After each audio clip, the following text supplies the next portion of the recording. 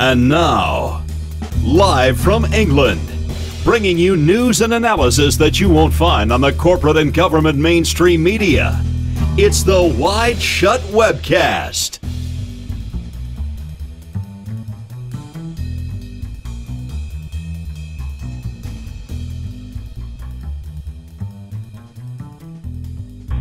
Good evening, folks. Welcome back to the WideShut Webcast.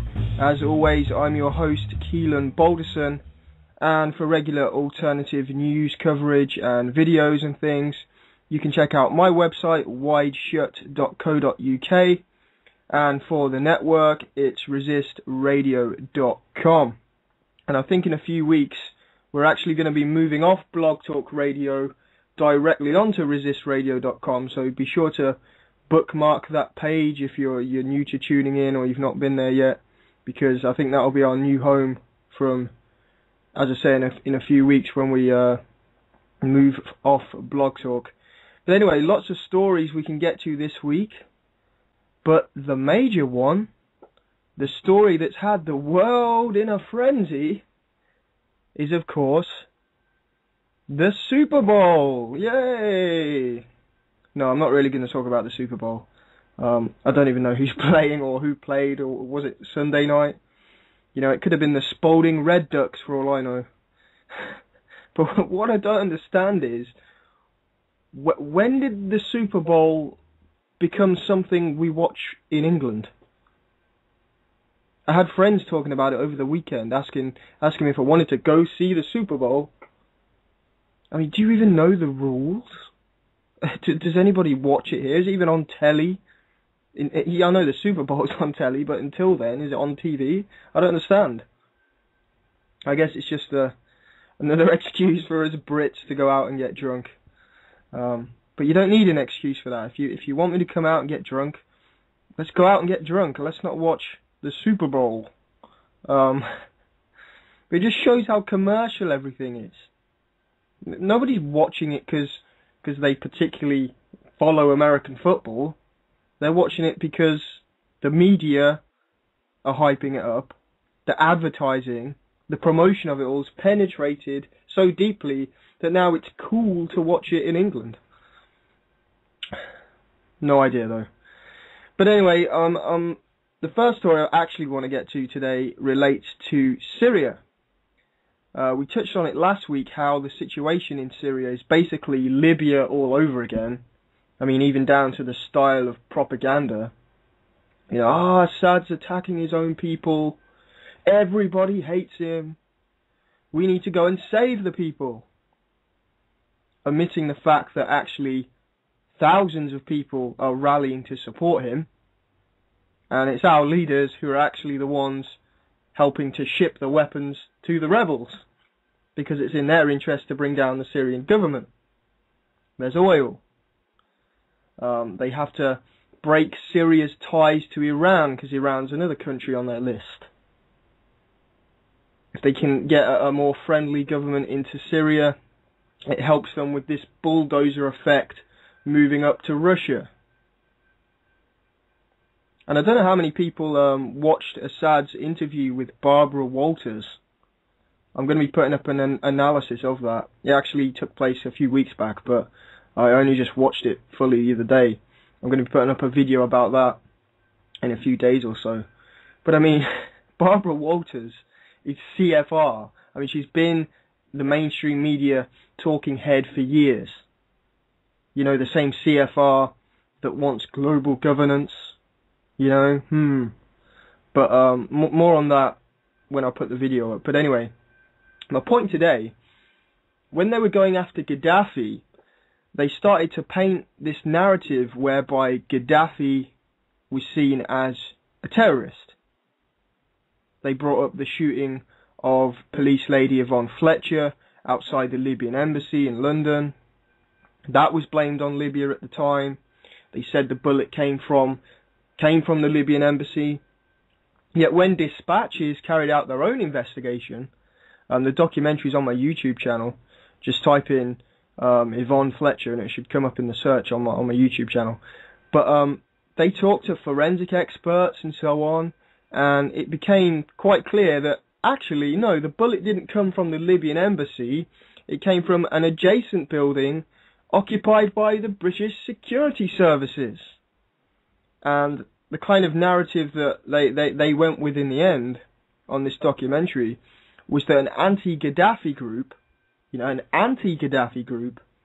rebels basically, hand in hand with the Reagan administration, and presumably MI5, since they were in the building, it was leased out to them. They were the ones that killed this innocent police lady so that Britain would have a pretext to go and remove Gaddafi.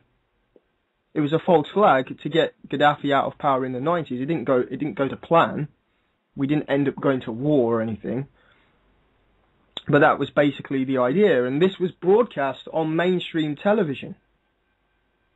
But never to be repeated again. No mention of it since. People have short memories. You get this a lot with the mainstream media. It's not always that they're lying to you or they've not told you the truth. They'll just tell you it once, somewhere where no one's really watching, and they won't repeat it again. But on their news cycles that they have every hour on BBC, they'll be pumping out the propaganda. It's what they focus on and how they spin things that's the problem.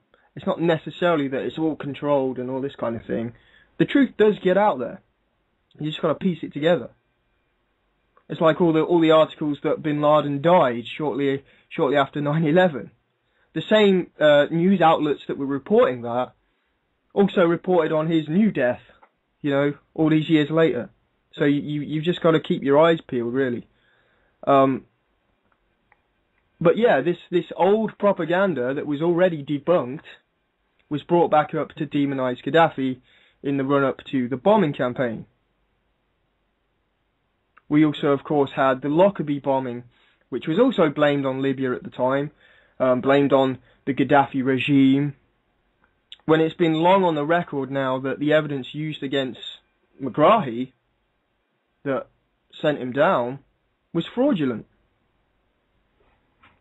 I got an article here. The case was so full of holes, it was like Swiss cheese, says top US attorney. And I mean, if you want to get back into Lockerbie, you can read up on that link. There's all sorts of stuff out there. But again, it added to the propaganda, painting Gaddafi as a terrorist. You had the big Sun headline where it's like, this is for Lockerbie and Yvonne Fletcher. Well, Gaddafi had nothing to do with either of those things, but that's just the way they roll with it. And the ironic thing in all of this, the whole time, our own government was working with the terrorists, including Al-Qaeda, to get rid of Gaddafi. It's completely the wrong way round. If you read former intelligence agent Annie Michon's book, she reveals something in there that in the 90s, MI6 actually paid Al-Qaeda to murder Gaddafi. So they put a hit out on him. But it all went wrong, and he survived. They attacked his motorcade. Innocent people died, but they didn't actually get Gaddafi. And, fast forward 10 years, and it's the same thing.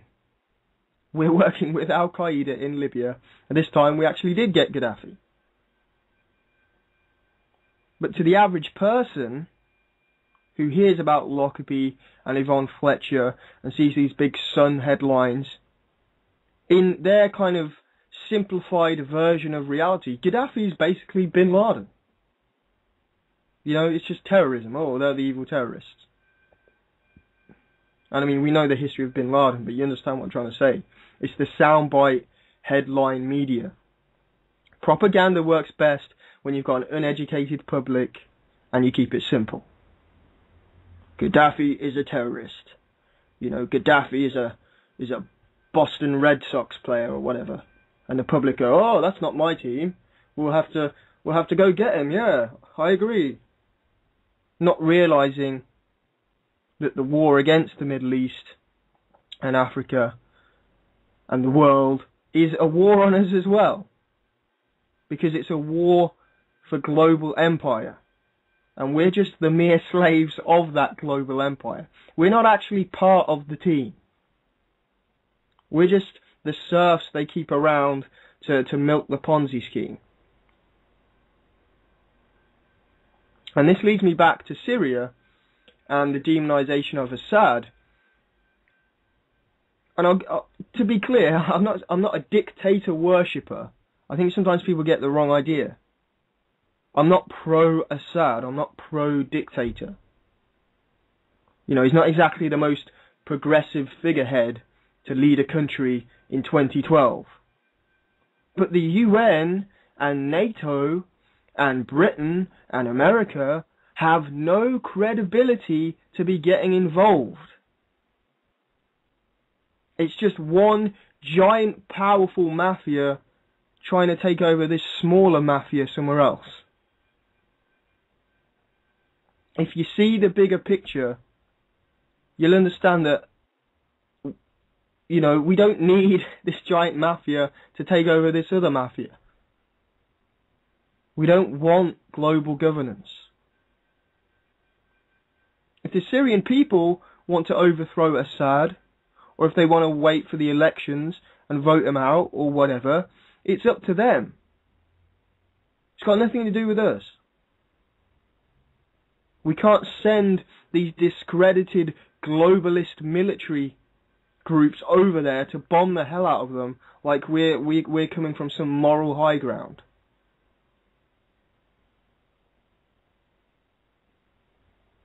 Syria releases the 7/7 mastermind. What? That doesn't even make any sense. Syria releases the 7/7 mastermind. The official story says there was no mastermind. And the mastermind that the media did talk about briefly at the time, Haroun Aswat, who may have actually been working for MI6, who then suddenly wasn't the mastermind after that. They changed their mind. But this article has conjured up a whole new mastermind out of nowhere. I mean, who is this guy? All just to demonize Syria. The alleged terrorist mastermind behind the July 7th London bombings is reported to have been freed from a Syrian jail by President Bashar Assad's regime. Who? Who the hell is this guy? It doesn't make any sense. Abu Musab al-Suri had been held in Syria for 6 years after being captured by the CIA in 2005 and transported to the country of his birth under its controversial Extraordinary Rendition Program. So you're telling me that America captured this guy who they believed was a terrorist, you know, this country that sends people to Guantanamo Bay and everything, and you're telling me that they thought he was the mastermind of 7/7 and they sent him to Syria? Huh? But he is now said to have been released as a warning to the US and Britain about the consequences of turning their backs on President al-Assad's regime as it tries to contain the uprising in the country. Al-Suri, also known as Mustafa Setmariam Nassar, was Al-Qaeda's operations chief in Europe and has been accused of planning the London bombings. Accused by who? They're just making this up. Have you ever heard this in the media before? Was this mentioned during the 7/7 inquest? Was this a focus of the July 7th investigation? You know, I may have overlooked something when I was making my 2/7/7 films. I'm not perfect. I made mistakes. But I don't know who this man is. It looks to me like they've just found the most tenuous link just so they can write an article that makes it look like the Syrian president is an evil terrorist sympathizer and somehow responsible for 7/7, so that we have a pretext to support the eventual military invasion against Syria, or the bombing campaign, or the funding of mercenaries, or whatever they decide to do. If the establishment truly wanted to make this man the 7/7 mastermind, his face would have been all over the media for years. I don't recall ever seeing him before. I mean, you get these guys, the names pop up every so often. I probably have seen him before somewhere, but yeah, I've looked into 7/7. This guy is not a central figure. And if he was involved, it just goes to show how broken our media and justice system is, that they've never even focused on him until now, when it's convenient. And this is what I mean. It's the same propaganda that they used against Gaddafi. Find some tenuous link, make something up, use some old propaganda that's been debunked. And the sad thing is, it's actually Al-Qaeda-linked forces in Libya that our government put in place who are arming the rebels in Syria through Turkey. We're working with the terrorists to overthrow a sovereign country, and we're calling them the terrorists. I mean, who are the terrorists? What is Al-Qaeda? We can go down that long road of, we've discussed it many times. But this whole thing is just contrived bullshit. But if al-Suri is now a free man, it will be a blow to the attempts to dismantle Al-Qaeda's leadership and undermine its ability to launch terrorist attacks following the death of Osama bin Laden last May and the death of Anwar al-Awlaki in the US drone attack in Yemen last September. Before al-Suri's capture, he was seen as a possible successor to bin Laden, though the pair had been bitter rivals. Right, okay. It's ridiculous. How many second-in-commands has there been for Al-Qaeda? Every member of Al-Qaeda has somehow, at some point, been second-in-command to bin Laden. That young couple that was stopped entering America because they made a joke tweet that they wanted to dig up Marilyn Monroe and go party with her in LA. Maybe they're also the second-in-command to Al-Qaeda. The camp British branch of Al-Qaeda who pray to Marilyn Monroe instead of Allah. Al-Qaeda is wherever they want it to be. Before the phony story of bin Laden's recent death, he was supposed to be in Iran. That's what they were all saying. You can see the interview online. Some jumped up American journalist talking to Ahmadinejad, and he makes a claim that, are you protecting bin Laden, Ahmadinejad? And he just bursts out laughing at this idiot. Because it's ridiculous. It's a joke. Al-Qaeda's wherever they want them to be. And right now, the second-in-command has just been freed in Syria. Hey, maybe we'll have a terror attack and it'll be blamed on Syria because they let this guy go.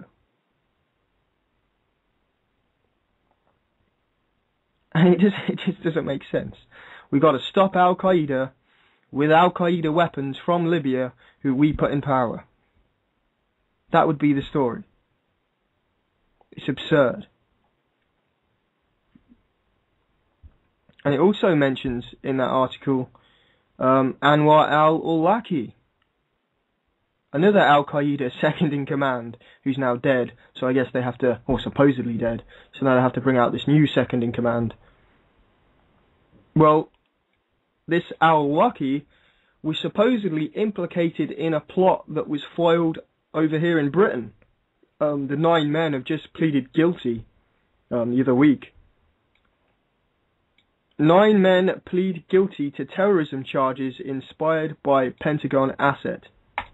And to be honest, this inspired by al-Awlaki thing may just be complete baloney in itself, but it's still worth looking into who al-Awlaki is if they're going to make the claim that he inspired these guys.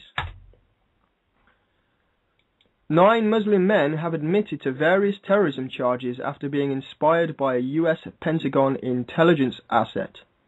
I won't attempt to go through all their names and bore you, but I'll just get into the meat of the article. The men were said to be inspired by dubious extremist preacher Anwar al-Awlaki, who was a Pentagon asset. He dined at the top-secret Department of Defense headquarters shortly after 9/11, which suggests at some point he was an informant that may have been used by America in sting operations. Whenever we hear the name al-Awlaki, we see dud attacks used by the state to continue justifying wars of aggression across the Middle East and to ramp up police state security at home. The cancer-causing naked body scanners that don't detect explosive liquids and made huge profits for former Homeland Security honcho Michael Chertoff were only wheeled out after a failed airplane attack.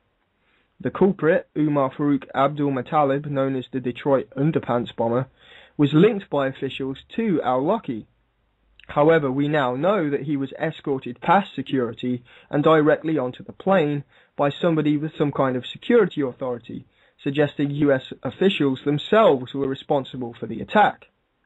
Ironically, even if Muttalib had gone through a scanner, it wouldn't have picked up his explosive material, making the whole body scanner pretext a deception in itself.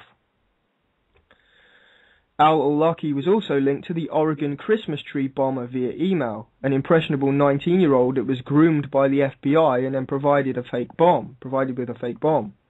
Without this help, it's argued that he'd never have even come close to carrying out an attack.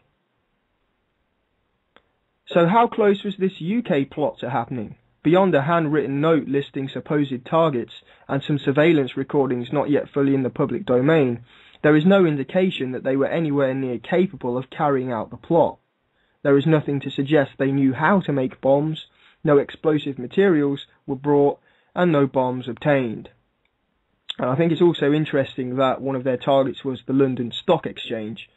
You can put your conspiracy hat on there and say, when was the last time the terrorists targeted something like the Stock Exchange?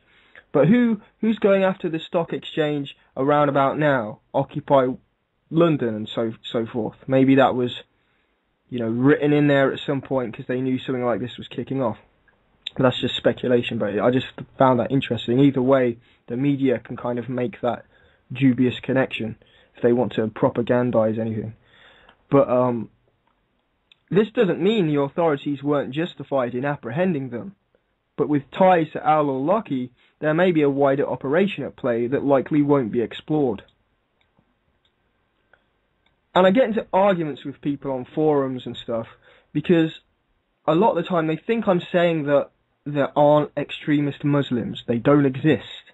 They're holograms or something. Of course they exist, but there are also very worrying links between the leaders of these extremist groups and our Western governments. So I'm not saying that the authorities shouldn't have stopped these 9 men if there's evidence that suggests they were plotting to blow some stuff up. But that doesn't mean that's the end of the story. People seem to want everything to be simple. There's crazy Muslims, they hate us. That's not the end of the story. It might be true for some of them, but does that mean that they're above being manipulated? Does that mean they're above being groomed and positioned into place? Does that mean real would-be terrorists aren't caught up in sting operations and other false flags and things? There's so many different layers to it. You see, they say one of them had this Al-Qaeda literature. Well, what does that even mean? Who are Al-Qaeda? It goes a lot deeper than just, the crazy Muslims that hate our freedoms. Our freedoms? Well, our freedoms are disappearing every day. The charge against Mahibur Rahman for possessing 2 editions of Al-Qaeda magazine Inspire is perhaps the most troubling aspect of the case at this stage. This publication is widely available online and is specifically targeted at an English-speaking audience. It's quoted throughout the mainstream media and is reprinted in full on government-backed websites and in anti-terror reports. A simple Google will bring it up. Possession of this kind of material itself, then, should not warrant prosecution. Considering the US's power to pull websites these days, one has to wonder why they've never mounted a serious effort to delete this material off the web. Instead, they promote it at any available opportunity. The magazine itself is alleged to be published by Al-Qaeda in the Arabian Peninsula, the group Anwar al-Awlaki operated before he was allegedly, although illegally, assassinated in Yemen. He was an American citizen. Described by some jihadist websites as a hoax because of its poor quality, it has been seized on by the Western media as proof of Al-Qaeda's continued reach. Atlantic journalist Max Fisher, in his article 5 Reasons to Doubt Al-Qaeda's magazine's authenticity, notes that the publication received little attention on jihad web forums, especially given its apparent importance, and the first issue came loaded with a Trojan virus, not the best way to attract readers. If it's not publishing absurd Onion-style headlines like "Make a bomb in the kitchen with Mom," it reads like propaganda for the CIA rather than Al-Qaeda, at times arguably one of the same anyway. Take, for example, the article from last year where they call Iran's president a current target of covert operations, and that's admitted in the mainstream media. They call Iran's president a conspiracy theorist for stating that the US had a hand in 9/11. Well, the US did have a provable hand in 9/11. Granting the hijackers visas at a CIA front consulate in Saudi Arabia, as exposed by whistleblower Michael Springman, being one example. Yet there's no evidence bin Laden was involved, beyond a video exposed on German TV as a mistranslation. So either this modern branch of Al-Qaeda have not done their fact-checking and are blindly believing the official story, much like the Western public, or the magazine itself is a CIA covert operation used to perpetuate the illusion of the war against terror and to possibly implicate Muslims in sting operations for the same reason. Lest we forget, the highly touted Al-Qaeda training manual that has put many men behind bars was in fact produced by the West and wasn't originally given the label Al-Qaeda because the label wasn't yet adopted by the CIA and Pentagon. See, there's so many layers to this stuff. Back in the 80s, when we were supporting the early incarnation of Al-Qaeda, the Mujahideen against the Soviets, who we actually provoked into invading Afghanistan, so we could say, oh look, the evil Russians are invading, when we'd already started the covert operation. Well, back then, the CIA were producing school textbooks for Afghan children that used tanks and bombs as illustrations. You know, instead of Bob had 5 apples, Susie had 6 apples, it was Bob had 5 tanks, and you know what I mean? They made this propaganda for the children, and they went on to be the next generation of evil terrorists. Do we ignore that? Do we completely ignore all that? Do we ignore the fact that the Al-Qaeda training manual was just a merging together of different Western army things that they were used for training the Mujahideen? But now people that have downloaded it off the internet are now being arrested for terrorism. Well, who created the damn thing? Awlaki and suspected magazine publisher Samir Khan, both US citizens, were supposedly killed in a US airstrike on Yemen last year, where Al-Qaeda in the Arabian Peninsula are based. The true extent of Al-Qaeda's operations in Yemen, however, are disputed. The country's officials have called the threat exaggerated, and that any action against terrorism in the region should be that of Yemen authorities, not the West. Despite this, the US regularly conduct drone attacks that are killing innocent civilians. Protests by citizens have gone unnoticed by the West. As you can see, this foiled plot in Britain has a long meandering context that will never be explored. As with the underpants bomber Muttalib, who pleaded guilty, evidence that may be incriminating, such as the origins of the Al-Qaeda magazine, or who Awlaki really worked for, now need not be investigated. Now, if we go back into the article that says Assad released this terrorist guy, the supposed mastermind of 7/7 that nobody's ever heard of before, it goes on about how he had to be extradited to Syria, even though the CIA and America wanted to keep him there and all this kind of stuff, and there was all this red tape. Well, I find that quite ironic because the next headline we're going to get into today is about a young British man who is being extradited to America for a crime he committed in Britain, which isn't even a crime in Britain. Doesn't look like there was any red tape there. And we'll get into that after this short break. Down the forest while y'all niggas murder some trees. I'll get your family murdered for a couple of Yes, indeed, real gangsters do run the world, and apparently they now run our justice system. Britain faces US extradition for copyright crime UK doesn't recognise. I'm still trying to get my head around the absurdness of this story. And it's just going ahead, nobody cares. UK courts have given the green light for a UK citizen to be extradited to the United States on controversial copyright infringement charges. Pleads to Barack Obama to look over the case have been ignored. Richard O'Dwyer, an IT student who ran the website tvshack.net, faces jail time in the US if convicted, but during a Q&A session on Google Hangout, Barack Obama refused to discuss the matter when it was brought to his attention. The president responded, "One of the ways our system works is that the president doesn't get involved with prosecution decisions or extradition decisions, and this has been a decision by the Justice Department." Not even when there appears to be a miscarriage of justice going on.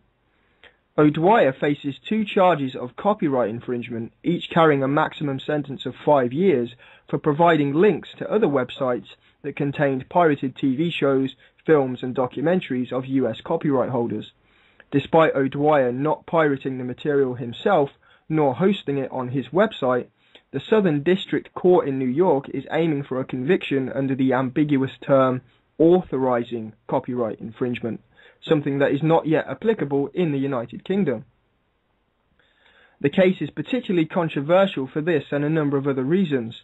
The legal definition of extradition is the surrender of an alleged offender or fugitive to the state in whose territory the alleged offence was committed. O'Dwyer did not commit any crime within the United States. The server that hosted his website was based in Britain. The server was not based in the US at all, said O'Dwyer's barrister during the preliminary extradition hearing. Mr. O'Dwyer did not have copyrighted material on his website, he simply provided a link. The essential contention is that the correct forum for this trial is in fact here in Britain, where he was at all times, he concluded. Regardless of whether Obama is ignoring the case, more worrying is that British authorities have so easily failed one of their own citizens. Lib Dem Sir Campbell challenged the legality of the extradition based on UK law.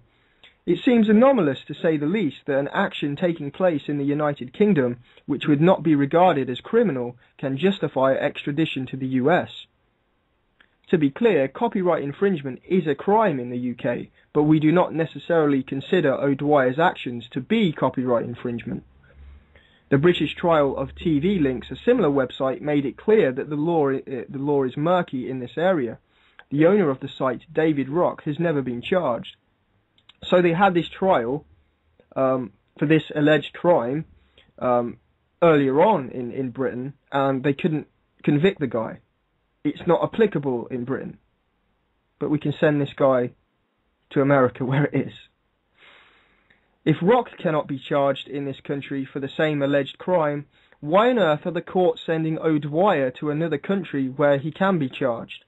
We don't extradite people to Saudi Arabia for stoning if they commit adultery in Britain, because adultery is not a crime in Britain. Equally, if something is a crime in Britain, and somebody commits that crime in Britain, the accused is generally tried in Britain. If O'Dwyer should be tried at all, it should be on traditional copyright infringement charges here at home. Last time I checked, Britain wasn't an American state. Lawyer Lane Connor suggests US companies want to exploit this anomaly. US companies are likely to try and secure a conviction in the US where they know that they can succeed on the basis of an offence of authorising copyright infringement, which in the UK is not a well-defined offence. And this is a point that I probably should have made in the article. This isn't an anomaly. It's not a loophole that these American companies are working through. It's simply our justice system failing to protect our citizens. It's not a crime here. It doesn't make sense. It'd be like if somebody's lawn, in London, grew larger than because in America they have certain codes on how high your grass can grow or whatever. It'd be like somebody down the road that lives near you being extradited to Las Vegas because their lawn grew too high for Las Vegas's lawn codes or whatever. It's ridiculous. I mean, is this the start of global governance? I know we're well underway, but is this the next step?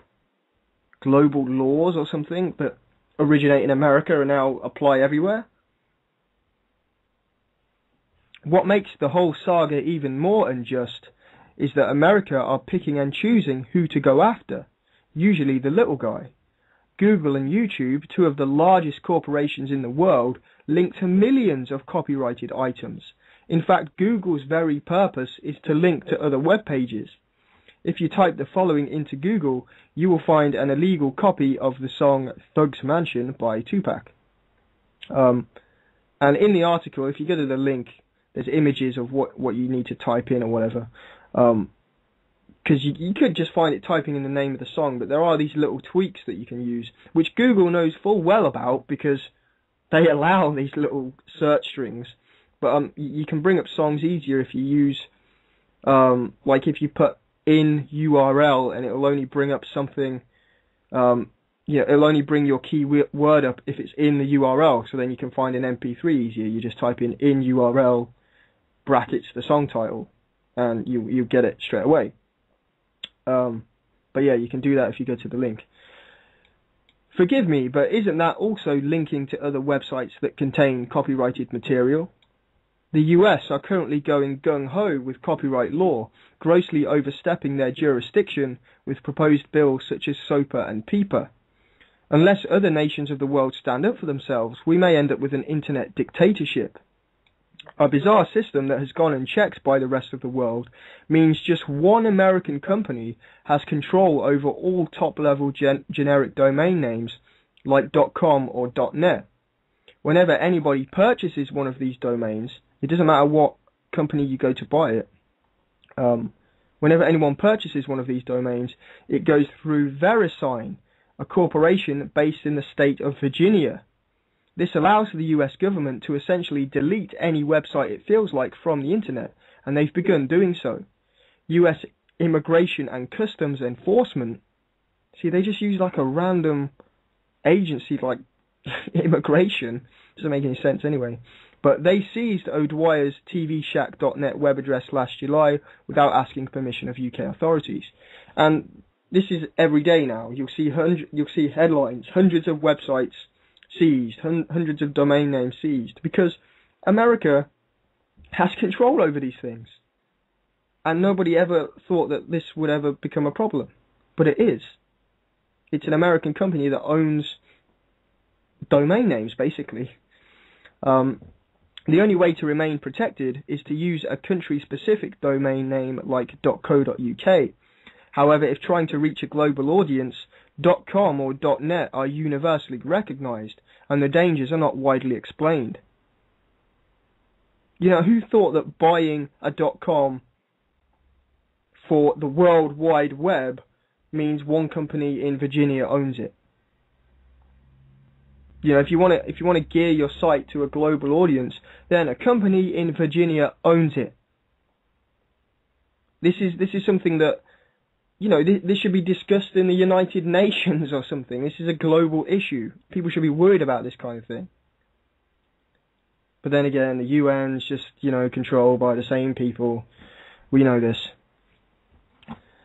Furthermore, the poorly written UK Extradition Act 2003 shockingly does not safeguard UK citizens from any extradition request from the United States. The treaty that was entered into in the post-9/11 period, when there was great anxiety about terrorism and determination to stand shoulder to shoulder with the United States, said Sir Campbell, It was never intended for cases like that of Richard O'Dwyer. All American authorities have to do is provide reasonable suspicion of a crime, and we open up the gates. It seems it doesn't matter what that crime is, nor whether we consider it a crime. Long live the British justice system. I mean, what about that young couple? They could just extradite them tomorrow if they wanted to, and charge them for terrorism. It's out of control. It's insanity. How can this be happening? Oh, I don't know. We will move on to another headline before we go tonight. EU Fiscal Treaty forces people to pay for Europe's credit card. You know, somebody emailed me the other day and says, why do you focus on all the negative things? And I think they got a point, because there's a lot of negative things out there. But, I mean, what's the alternative? Not to report on them? Ignore them? You know, we could be doing some things about it. But right now, I don't have the money to go flying around to places to protest or whatever. I guess the real answer is to become self-sufficient. If you don't want to be implicated in what's going on in the world, then don't be. Grow your own food. Cycle everywhere. Don't use oil. You know, do all those kind of things. It's all good moaning at the government for being corrupt, but really all you're doing when you're moaning is giving them the authority to do what they do. If you don't want to be a part of it, just don't be part of it. And I know that's a simple thing to say, and I'm not saying that I'm out of the system and off the grid or anything, because I'm absolutely not. But those are things we should really be talking about if we really want change. But let's get into this article. A new European Union fiscal treaty signed by 25 member states will essentially force the citizens of EU countries to pay for the credit card of Europe. The treaty imposes strict budget regulations requiring governments to keep their deficits, the amount they've overspent in the financial year, to an average of 0.5% of GDP. Furthermore, it will require governments to reduce their total national debt towards 60% of GDP over time. Although governments should absolutely avoid going into the red, they already are in the red. It's far too late to try and correct it. Due to the nature of the financial system and the liabilities governments have gotten used to, it will prove virtually impossible anyway. The people will be forced further into austerity so their deluded leaders can balance the books of a system that's inherently broken. At each turn, the people are being leeched on by a parasitic dream that turned into a nightmare a long time ago. When are the suits going to realise that the European Union has failed, and no matter how hard they beat the authoritarian hammer, the people are not going to fit into the EU-shaped hole? The most bewildering aspect of the treaty is the introduction of the European Court of Justice as an authority. Yeah, the Court of Justice. Going forward, countries that are running excessive deficits will be fined for doing so. Yes, you read that correctly. A country struggling to bring in more than they're spending will then be forced to pay a fine on top. It looks like tax hikes and further public service cuts are the only option. Of course, the politicians themselves won't be footing the bill. The aim is to incorporate the fiscal compact into EU law within 5 years of its entry into force, said unelected EU President Herman Van Rompuy. Who is this guy to be talking about force and law when none of us voted for him? Debt slavery will now be law. The whole thing is being sold as a way to preserve the Eurozone from new crises. However, the idea that we're out of the first crisis is laughable. Tell it to the people on the streets of Greece, or Spain, or Italy, or Portugal, or any other European country. Meanwhile, the stance of Britain's Prime Minister David Cameron is not clear. In December, he vowed to veto such agreements. This was spun as some kind of Eurosceptic game changer, but it turned out all he was doing was protecting the private city of London from certain banking regulations.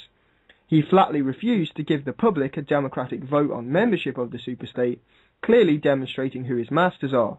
If he was truly Eurosceptic, we wouldn't be in the EU. And if he was truly representing the people, he wouldn't be bowing down to the city either. As reported by Sky News, after Monday's summit, Cameron said Britain would only challenge the use of institutions if national interests were threatened. Yeah, because they're not threatened at all by being part of a superstate.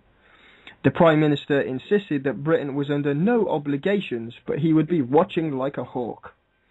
A senior government source told Sky News the agreement was about fiscal consolidation for Eurozone countries, which the UK agrees with, rather than more controversial territory that could impact the single market. So it's just about giving our sovereignty away. We all agree with that. So it looks like we get the best of both worlds. Runaway private bankers in the city and further consolidation in Europe. This is right in line with the very goal of the superstate. And this is the goal of the EU, as stated on their website. This is what it says: the progressive integration of member state economic and political systems, and the establishment of a single market based on the free movement of goods, people, money and services. To this end, its member states cede part of their sovereignty under the Treaty on the Functioning of the European Union, which empowers the EU institutions to adopt laws. We give up our sovereignty to let the EU institution adopt laws so they can integrate our economic and political systems progressively. Nice. It is unsure when this progressive integration will stop, perhaps when it's too late. So you can talk about being Eurosceptic or whatever, but the whole core of the EU is to get rid of our sovereignty. That's the point. You can't go around pretending that, oh, I don't really agree with it, but I'm just going to do everything they say anyway. But anyway, that pretty much wraps things up this week, folks. Be sure to check out my YouTube channel, youtube.com/WideShutUK. I should have, as I say, a video on there sometime this week looking at Barbara Walters interviewing President Assad of Syria and breaking all that down. Be sure to come back in 30 minutes. We've got Blue Bus with the Reality Check show, always a good show. But from me, I will catch you next week. If you found the preceding information valuable, please consider buying a DVD or making a small donation of your choosing. Go to wideshut.co.uk/donate. That's wideshut.co.uk/donate. You are the resistance.